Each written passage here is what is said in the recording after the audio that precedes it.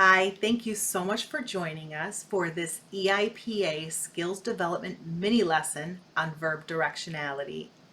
I am Megan Seipke-Dame. Good. Hello, and my name is Erin Seipke Brown. Before we get into the content of our mini lesson today, I want to go ahead and just take a moment to introduce myself and give you a little bit of my background. I am an educational interpreter here in Michigan. I have been interpreting in the field for about 20 years, and I have been in my current position for 15. In addition to working as an educational interpreter, I also work as a VRS interpreter and I do some community work. I graduated from Madonna University in 2002 with a bachelor's in business administration and in 2003 with a bachelor's in sign language studies with a concentration in interpreting.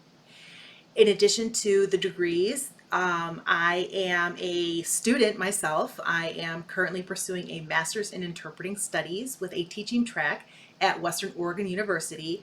And along with the degree, I'm also pursuing a graduate certificate specific to educational interpreting. I am a nationally certified interpreter. I hold both the RID NIC and EdK 12. Additionally, I am state certified with a BEI Advanced. I am an EIPA credentialed interpreter. I have both the elementary and secondary ASL PSE. My elementary is a 5.0 and my secondary is a 4.6. I passed the written test. For the state of Michigan, I am endorsed as a standard level 2 interpreter, and I am also endorsed for both secondary and elementary education, medical mental health, and deaf-blind interpreting. I completed my bachelor's degree at Madonna University in 2001 in sign language studies with a concentration in interpreting. I have a little over 20 years of experience working as an educational interpreter, and I've been in my current position for a little over 16 years at this point. I currently hold RID certification, both the NIC and the EdK 12, and I am certified in the state of Michigan with a BEI Advanced.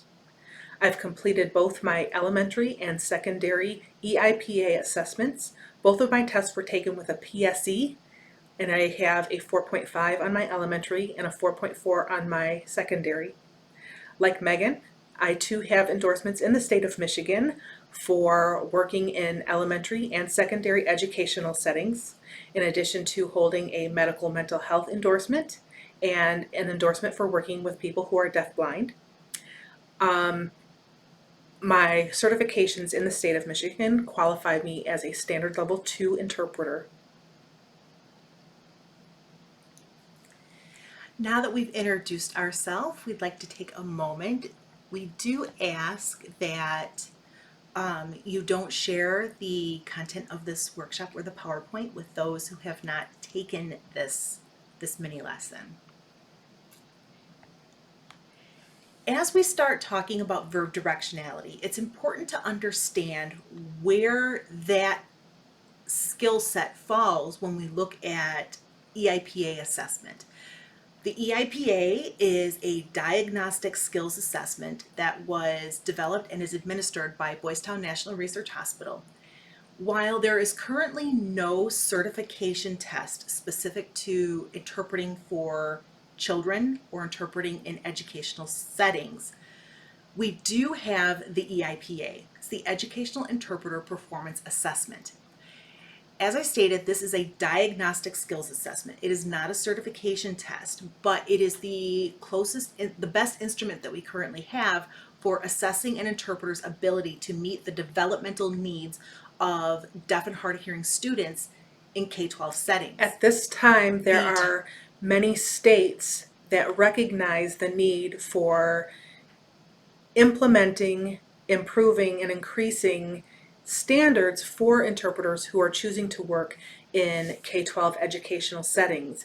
And as such, many states within the standards that they are establishing are requiring a minimum score on an EIPA assessment. Those minimum scores are not standardized nationally. They vary by state. Some states may require a 3.0, some states may require a 3.5, some states require a 4.0. In those states, an interpreter may become credentialed using an EIPA score.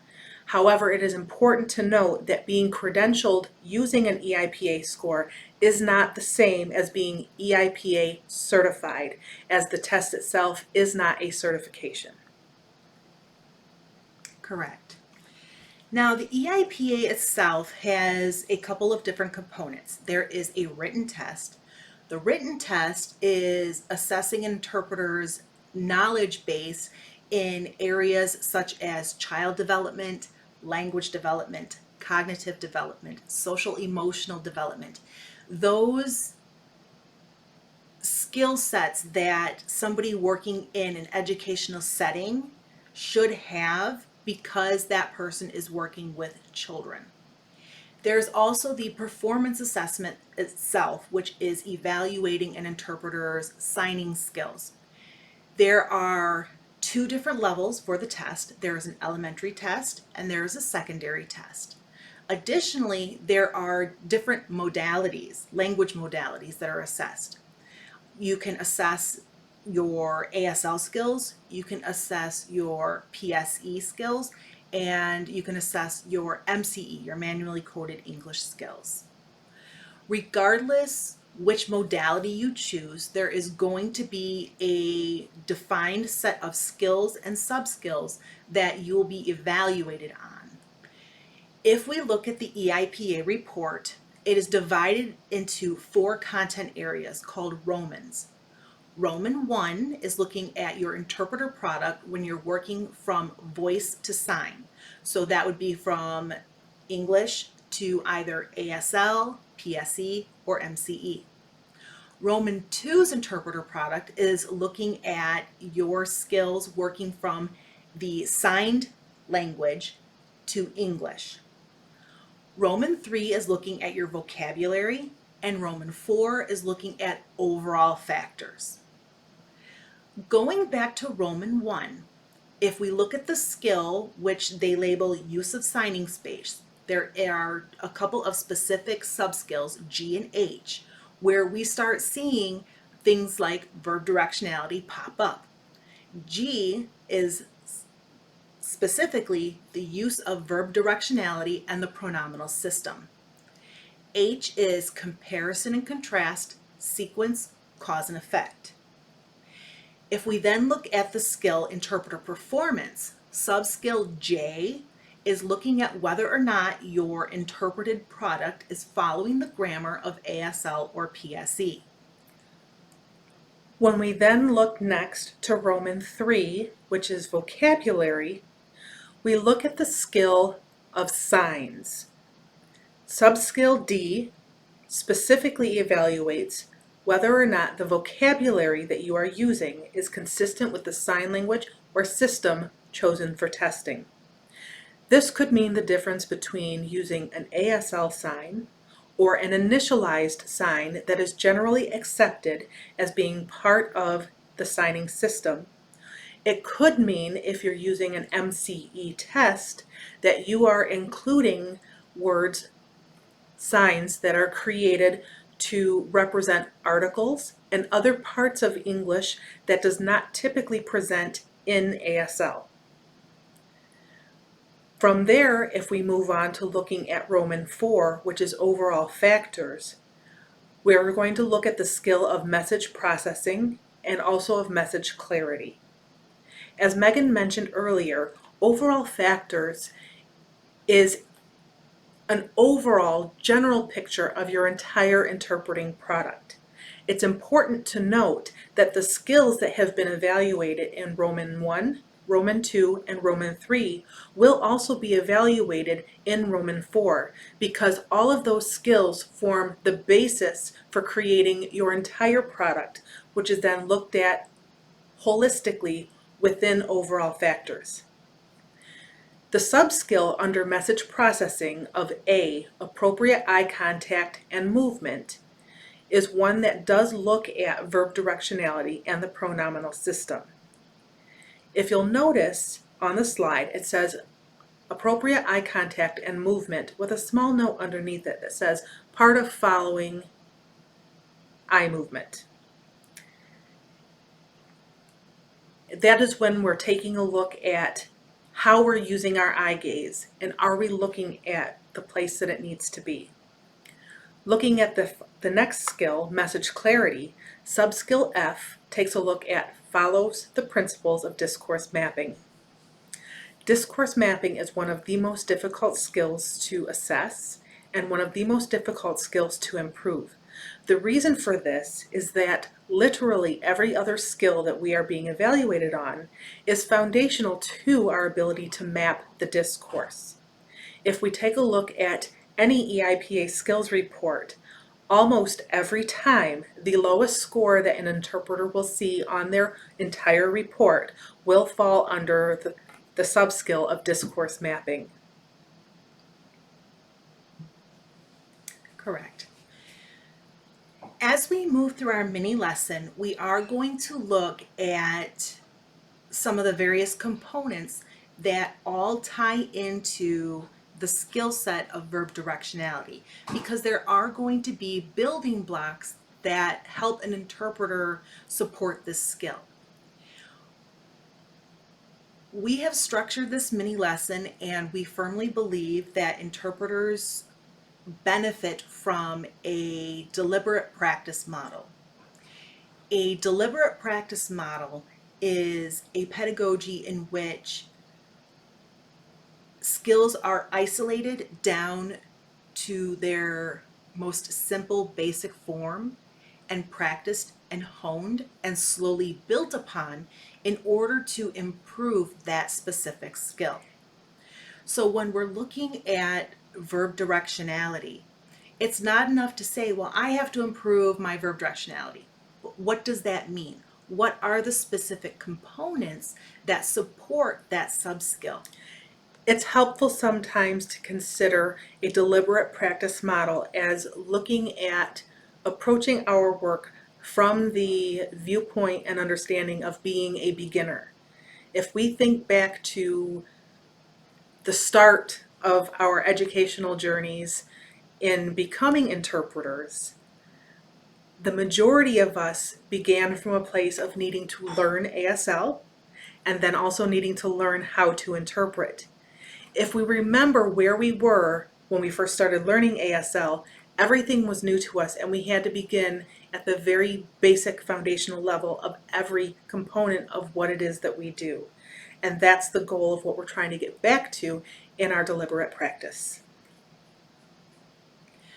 Just to illustrate what this looks like, as an interpreting student, we learn skills step by step by step.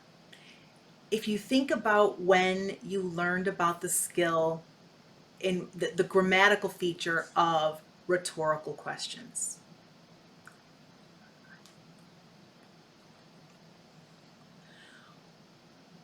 that skill, once it's learned, tends to become overused by the interpreting student.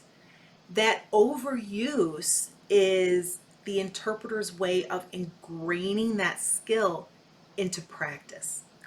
As that skill gets practiced more and more and more and more, what happens is the student will start getting feedback from deaf community members, from other interpreters, from professors, colleagues, and that feedback typically will sound something like, I can see what you did there, but that's not quite how we use a rhetorical question. So as we start getting this feedback into how we are utilizing a grammatical feature, we can start learning more appropriate ways to apply it in our practice. But until we get that foundational level of use, we tend to use it too much. As we get better, as we start incorporating that feedback, as we start analyzing our work a little bit more, then we can start recognizing when it is appropriate to use the rhetorical question and when it is not appropriate. This is the same concept that we can apply through deliberate practice to other skill development. Right now, looking at verb directionality, we want to break it down and say, what do I need to understand first before I can understand how exactly verb directionality is going to impact those different measured and evaluated subskills within the EIPA? One of those first things that we need to understand is the pronominal system that is found in ASL. The pronominal system is the system of pronouns that are used in language. Each language has a way of representing nouns without re-articulating what that noun is. In English, we have pronouns such as me, myself, I, you, your, yourself, they, them, themself, it, its, itself. They are words that we use to replace the name of the noun for clarity of the message. If I were to constantly say, Bobby, give Jimmy's ball to Jimmy so that Jimmy can put Jimmy's ball away, it's a little ridiculous sounding, but instead we can say, Bobby, give Jimmy his ball so he can put it away. It is understood now who the ball belongs to, what is intended to be done with the ball, and who is going to perform that action. And the clarity comes through the use of the pronouns rather than restating the noun over and over and over again. Similarly, in ASL, we also use a pronominal system in order to help clarify the discourse. Pronouns in ASL do not look the same as pronouns in English.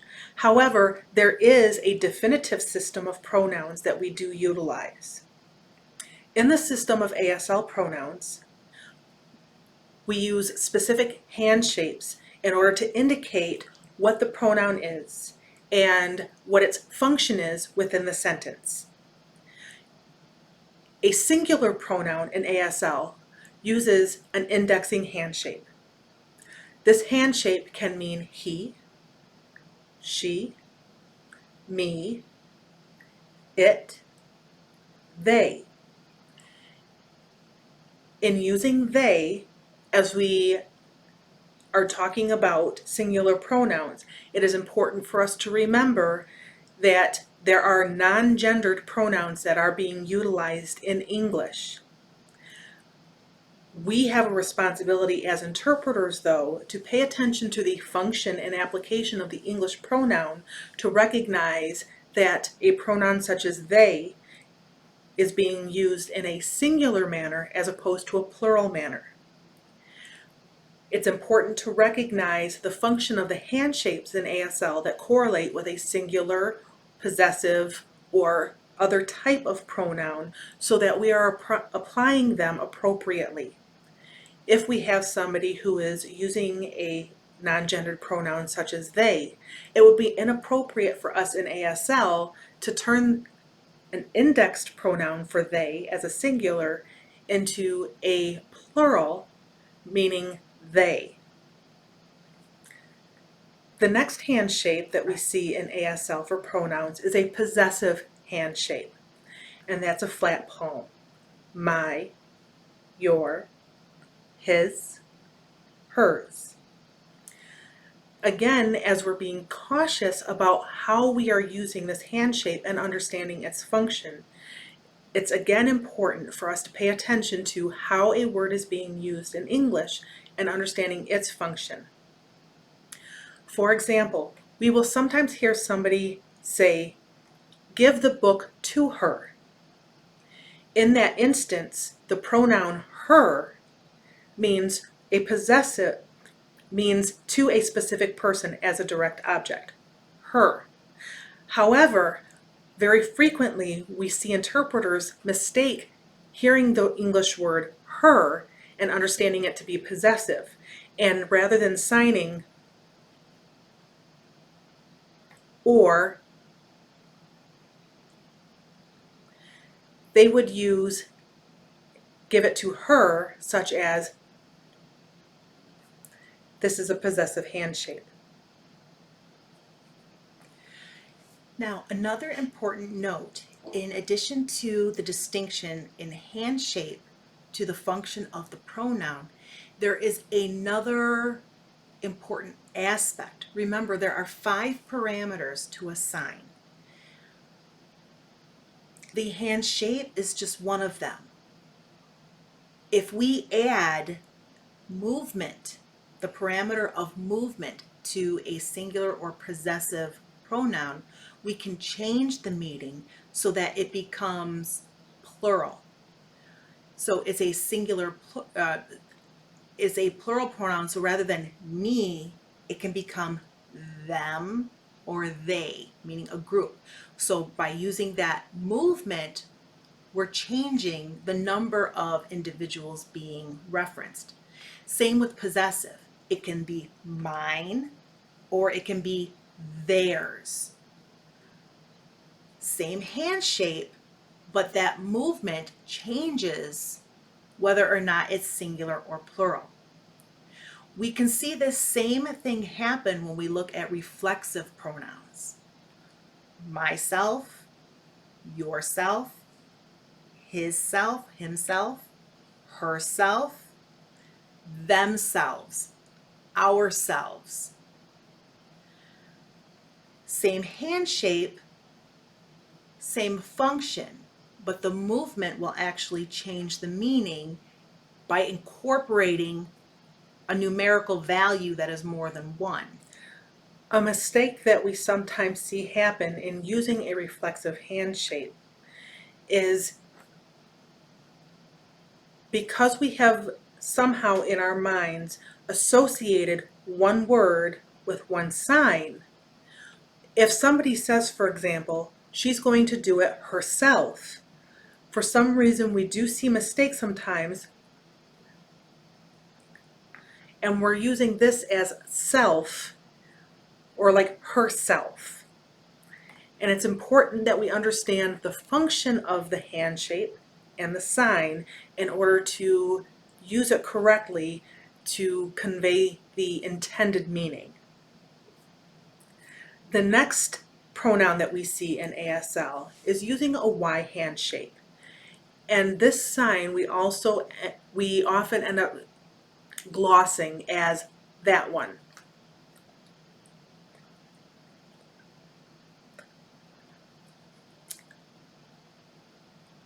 It can be similar to the English pronoun it, but using it becomes more specific to a particular item rather than something that could be more general. The next hand shape is the 5 hand shape. Now it's more of a closed 5, but it's not really a B hand shape. It's more of a closed 5 hand shape. And this is the honorific sign, where it falls within that higher register of language. If you're introducing a keynote speaker, himself, herself, his, it's a way of showing a little bit more respect, but you're indicating that one person. Oftentimes, if you are to see a deaf theatrical production, at the curtain call, they will gesture, and it's that same honorific handshake, but it's referring to everybody in the cast as they're all lined up along the stage. But that honorific is used as a sign of respect. The last set of pronouns incorporate numbers into the production of the pronoun. We typically see this incorporating the number 2, 3, or 4. In incorporating the number 2, we may see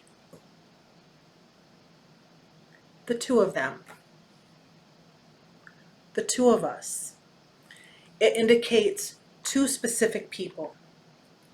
Likewise, if it incorporates the number 3, the 3 of them, the 3 of us. Or the number 4, the 4 of them, or the 4 of us. Proximity to self is what determines whether or not I am incorporated into that number of people, into that group, or whether I am referring to whether I'm referring to entities outside of myself that I am talking about, yet I am not a part of. Now, if we look at those same hand shapes and how they're used, if we're working from a signed language into English, we need to consider how exactly we are applying meaning to those signs. If I sign this, I could interpret that as the two of us. I could also interpret that as, say, we. We're going. Oh, we did it. That same idea then applies to the three of us. We.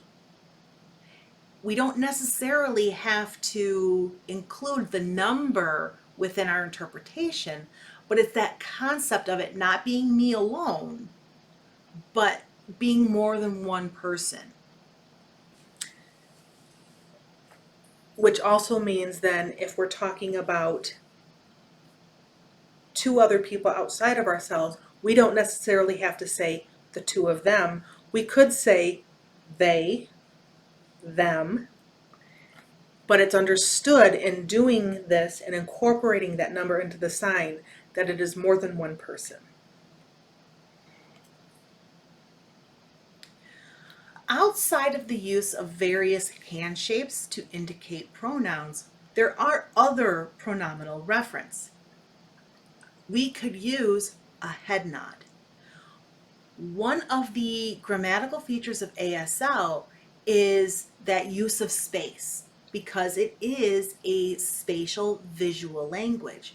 So if we're talking about a situation that happened and we're trying to explain who the different individuals are within this interaction, we can place those individuals in space. Now, as I progress through the story, I have various ways of indicating John and Dylan. If I'm talking about John, I can use my indexing to say that it's John, or I can say that it's Dylan. I have other options though as well. I can use a head nod. It could be a simple matter of, that's John, that's Dylan. I could even do something as simple as eye gaze.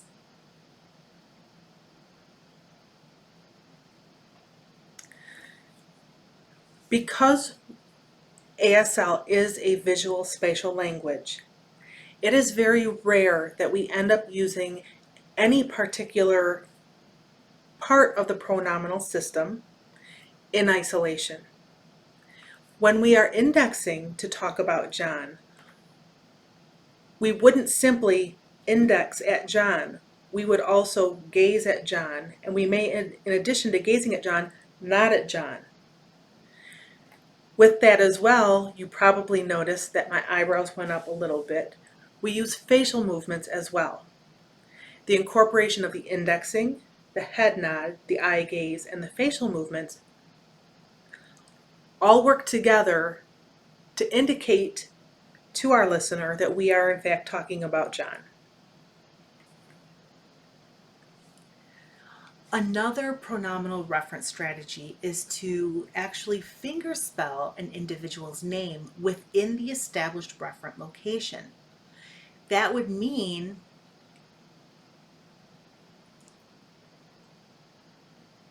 so I use the space and I establish that person's name right within that space. This gives us the ability to talk about John and perhaps other interactions that John is having. If we're talking about John over here, and then maybe Sally. So we can indicate that Sally came over to John to talk to him by fingerspelling in that referent space. Another approach is to use listing. Even if we're only using two, listing helps us identify who our different participants are and creates another way for us to reference the different people that we're speaking about.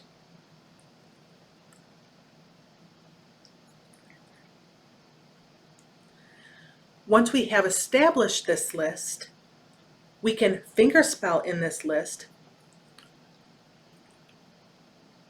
We can index to this list,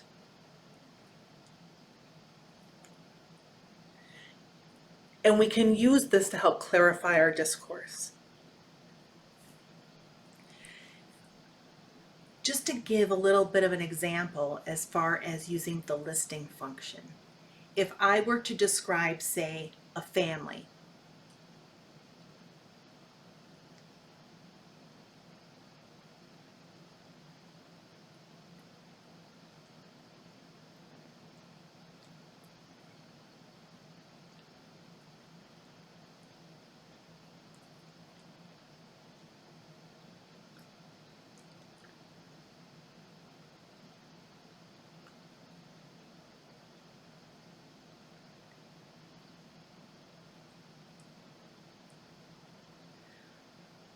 not only did I list the names of the individuals, I then went back to point to them and then to give more information. Notice I can even use that handshake himself, 3 kids. So I can use the index, the possessive, or the reflexive handshake as I'm talking about each of the individuals within the list to indicate what kind of information I am giving about each of those individuals. The last option that we have in using pronominal reference is actually then using a directional verb. Directional verbs will sometimes incorporate the referent into the verb sign.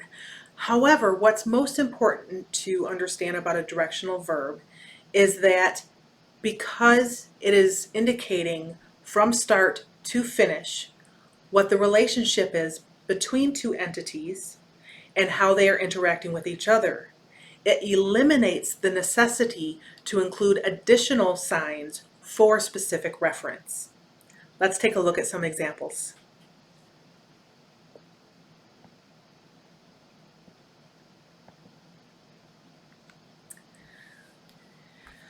All right, we are going to take a few minutes to actually go through these various directional verbs and to illustrate how they are signed. This is not a finite list. There are going to be additional ones that are not included, but these are very common ones that occur frequently within signed discourse. First, we'll start with the verb show. As a directional verb, if I want to indicate that I want to show you something, or if I'm asking you to show me something,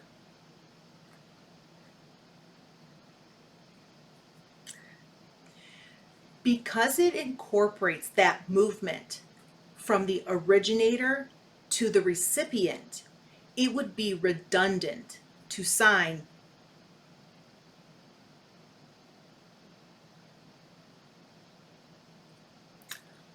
or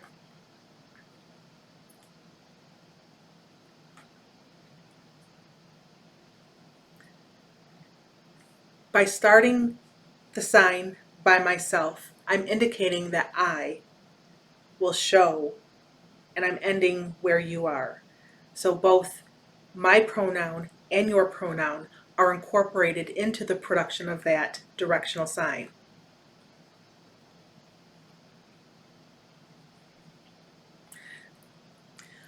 Likewise, it can be used, say, oh, you show him, or you show her. It's important to note as well, as we are working from the signed language into the target language of English, if we see something like this within an interpretation, we incorporate, oh, I'll show you, because again, that's already built into the verb. The second example that we have is the verb help. Using it as a directional verb,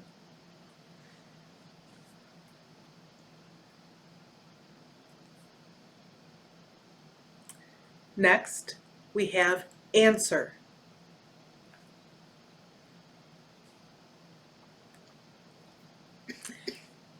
Answer is very easily used using ourself as the source for the pronoun.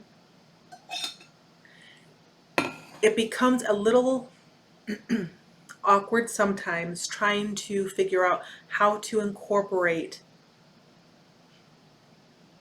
answering from you to me.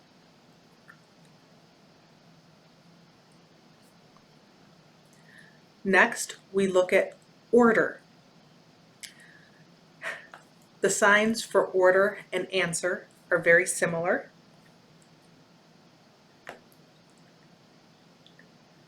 Typically, both will start from the chin.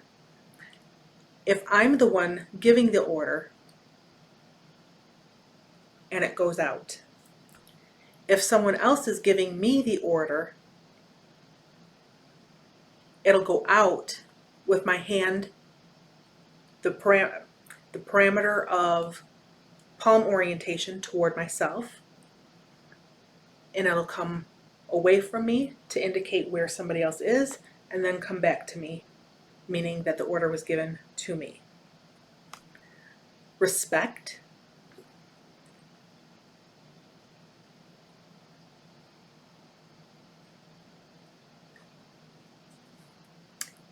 Drive.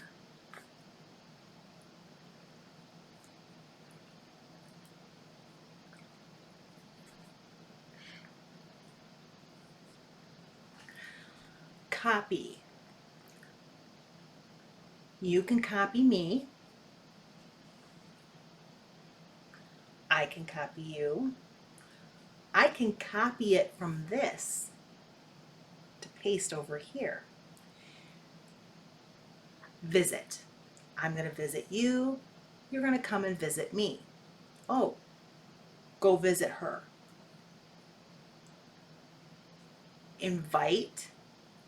This one is often, we often think of it along with the sign welcome. But to invite, if I am invited to your home for a party, I have been invited. But if I am inviting you into my home, you are invited. Look, this is one that we use frequently in an educational system. Look, look, look. Again, as we talked about earlier, it's something that's frequently used alongside of something like eye gaze, head movement, facial movement.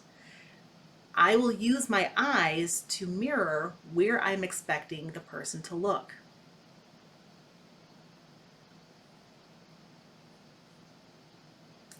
Inform, inform, inform.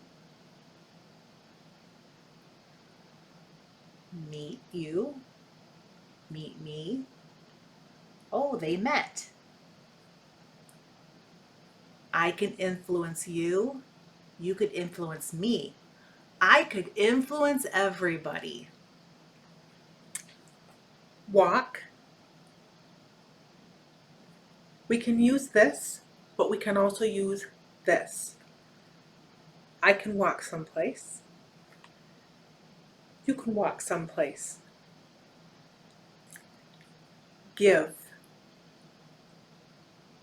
I can give. You can give me. You can give to multiple people. Tease, I can tease you. You can tease me. I can tease all of you. I can throw something over there. I can throw something over here.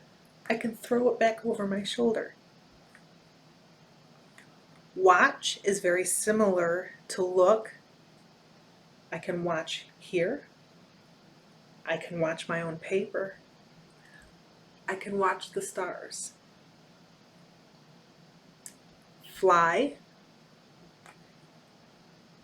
I can fly off, or I can fly someplace. I can fly to go there. I can take a flight that has multiple stops. Interrupt, I can interrupt the two of you. You can interrupt me. Don't interrupt them.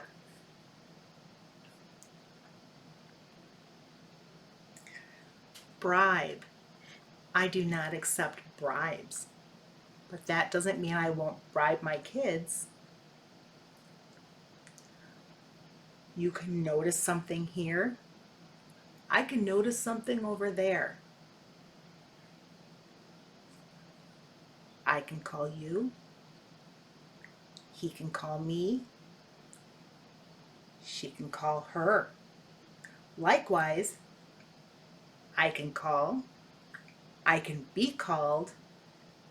They can call each other. I can ask a question. I can ask all you questions. You can bombard me with questions. I can pay for lunch today. He paid me back for the money that he borrowed. She just paid him for a job well done. Cut. I can cut a straight line. I can cut a curved line. You can cut. I can cut somebody off. I can tell you what to do. I can tell you what to do. They told me what to do. So I'm going to tell you all what to do. I can send you my bill. You can send me a letter. I can text you a message. You can text me back. I can analyze myself. I can analyze my work. I can analyze a situation.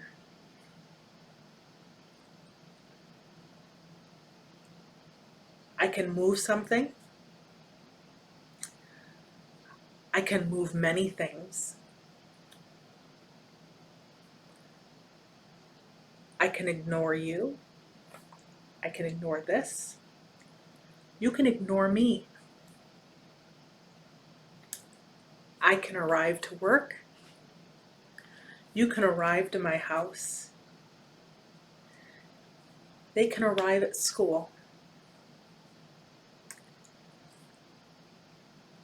I can run over to your house. They can run down the street. I can run away. You can run.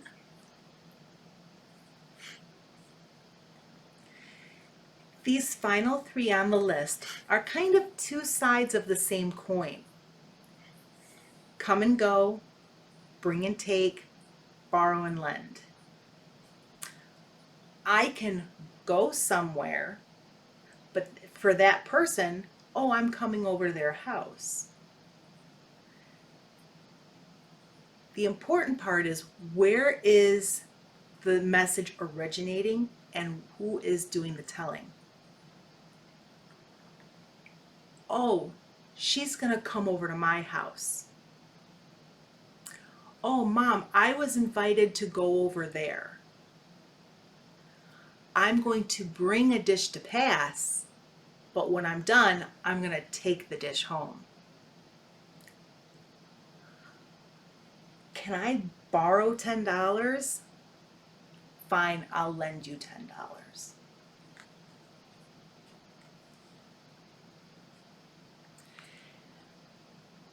Because again, these all incorporate the pronouns within the sign itself, we want to be cognizant of not duplicating that addition in our interpretations, either working from English to a signed language or working from the signed language into English.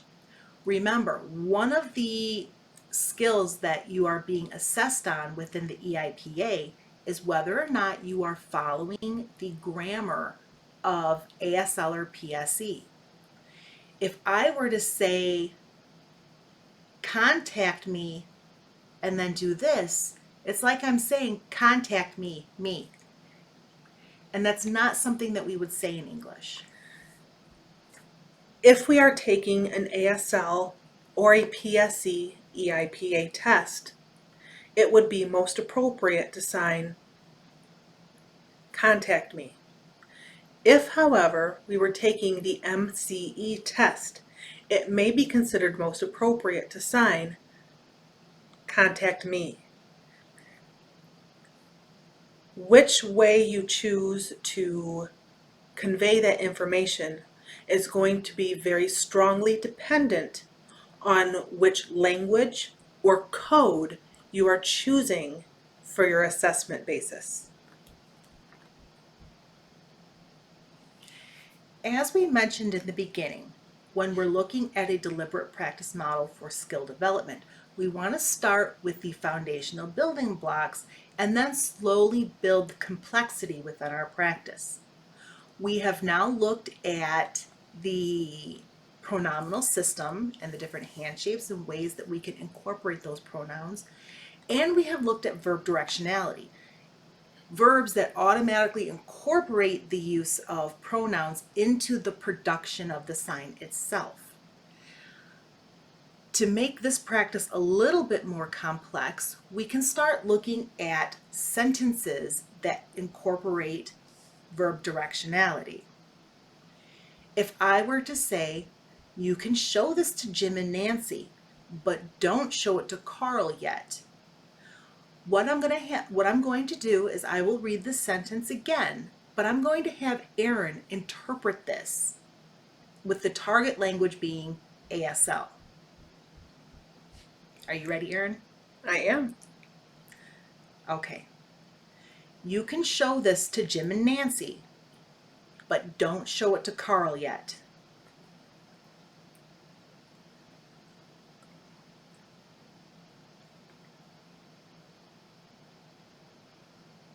Now what we're going to do is have Aaron read the sentence, and I will show you an example of how this might be transliterated into PSE. You can show this to Jim and Nancy, but don't show it to Carl yet.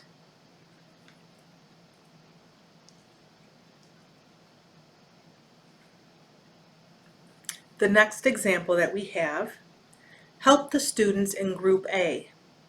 Then they can split up and help the students in Groups B, C, and D. Okay, I will read this for Erin, and she will interpret it into the target language of ASL. Help the students in Group A. Then they can split up and help the students in Groups B, C, and D.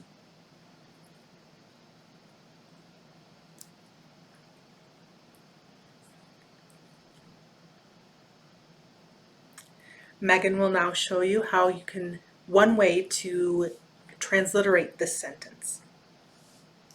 Help the students in Group A. Then they can split up and help the students in Groups B, C, and D.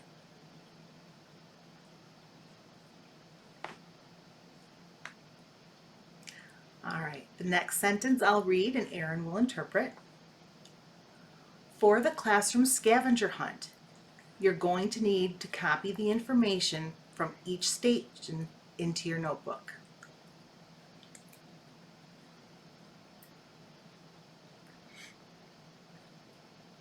And now Megan will show you one way that this can be transliterated. For the classroom scavenger hunt, you're going to need to copy the information from each station into your notebook.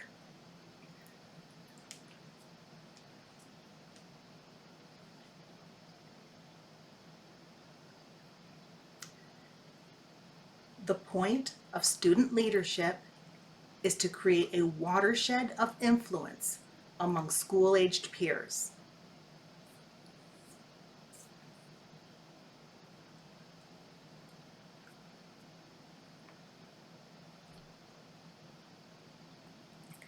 The point of student leadership is to create a watershed of influence among school-aged peers.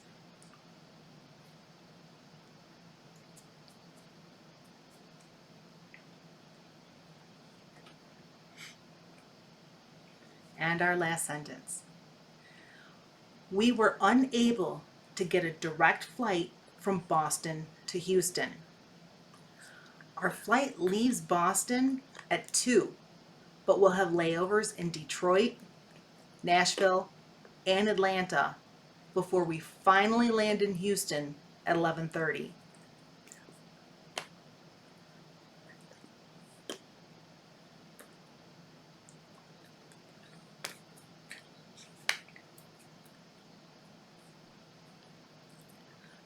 We were unable to get a direct flight from Boston to Houston.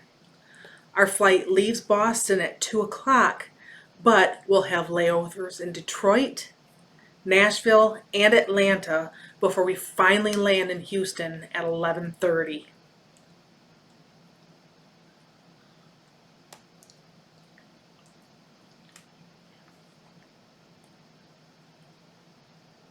We hope that seeing examples of several sentences that have been both interpreted and transliterated, incorporating both pronominal system signs and verb directionality, helps you understand and apply some of these concepts.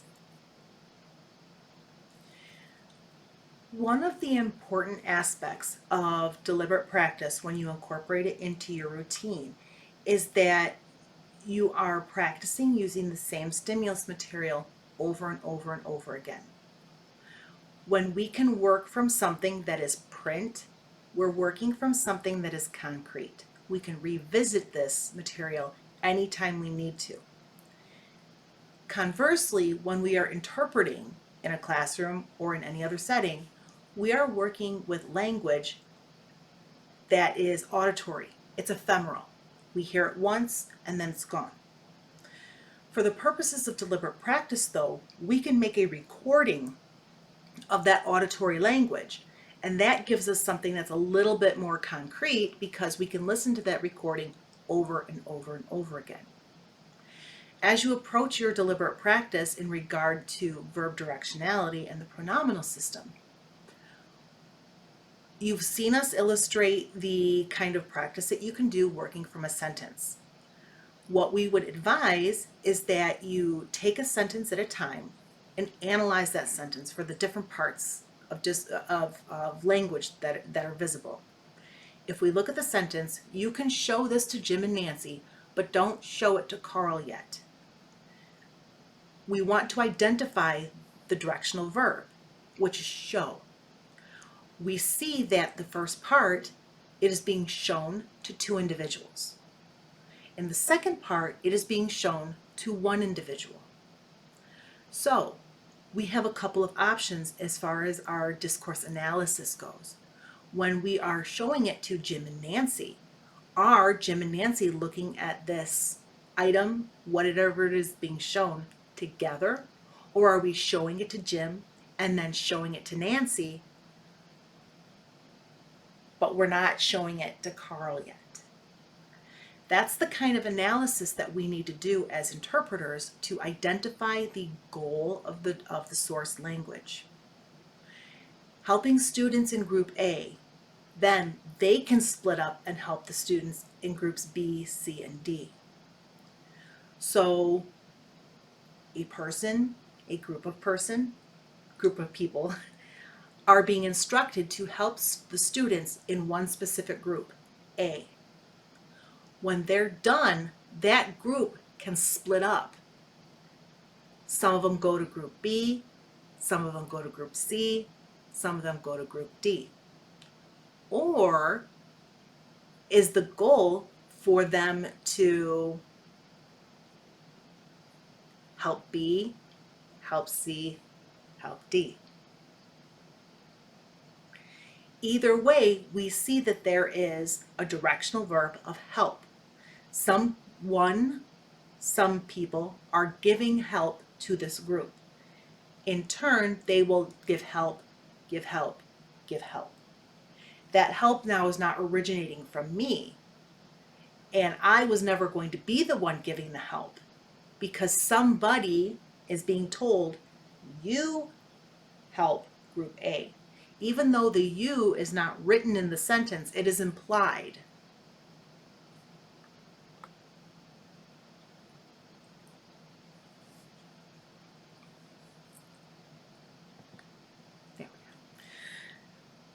Another very important part of educational interpreting is your prep work, your pre-interpreting work. We understand the struggle that educational interpreters around the US face in preparing to do their job. There are interpreters who are fortunate enough to have a planning period. There are other interpreters who don't get that time. They may instead have to rely on doing this incredibly important work on their own at home prior to the lesson. Just as a teacher plans the course of instruction for a lesson in order to build on concepts, to break it into manageable parts, to evaluate the current level of knowledge that students hold in relationship to what the students need to know later. All of those activities that go into building and presenting a lesson from the part of the teacher is mirrored within the interpreter's practice. We need to be able to assess a lesson for key vocabulary and for how we are going to present this visual interpretation of this lesson in order to maximize learning. In the process of completing this prep work, it's important to review the materials that we are given, whether it is a video or other piece of information that we have to watch or listen to, or whether it is a piece of text information that we need to analyze. As we analyze these in our pre-interpreting work, we want to make note of the verbs that are being used within the discourse and identify whether these are or are not directional verbs. If they are directional verbs, we want to make sure that we are comfortable signing the verb in a directional manner, producing the parameters of that sign correctly and accurately, and incorporating the appropriate pronouns to indicate where the verb is starting and where the verb is ending in order to support clear, coherent, and cohesive discourse for our interpreting product. This will support student success, message cohesion, and improve our discourse mapping. We thank you for joining us for this mini lesson on the pronominal system and verb directionality.